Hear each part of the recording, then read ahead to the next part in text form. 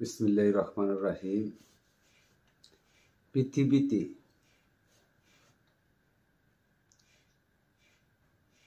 হযরত আদম নবীর এই পৃথিবীতে কত বছর পর তিনি নবুয়ত পেয়েছিলেন।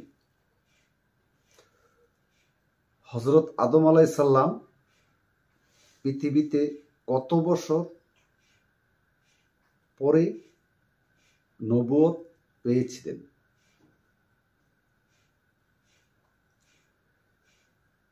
এই প্রশ্নের উত্তর হলো হযরত আদম নবী জীবনী নামক কিতাবের ৬৪ নাম্বার। মেরাজুন সূত্রে হযরত আদম নবী বয়স ৫০০ বছর। তার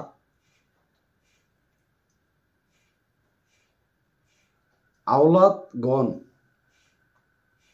বহু রূপে ছড়িয়া পড়ল। তাদের দ্বীন শরীয়ত শিক্ষা দেওয়ার জন্য তাকে নবুয়ত দান করা হয়েছে। তার উপর ৫০ ওয়াক্ত নামাজ ফরজ করা হয়েছিল।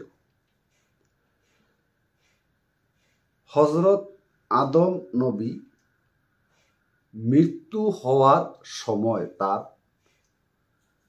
আওলাদের সংখ্যা ছিল ৪০,০০০।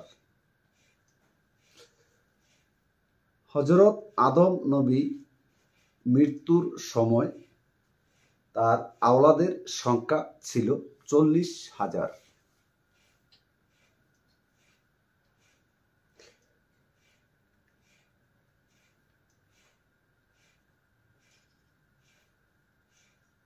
তাহলে আমরা জেনে নিলাম আমাদের আদি পিতা হযরতে আদম আলাইহিস সালাম কত বছর পর নবুয়ত পেয়েছিলেন, তার মৃত্যুর সময় তার আওলাদের সংখ্যা কত ছিল।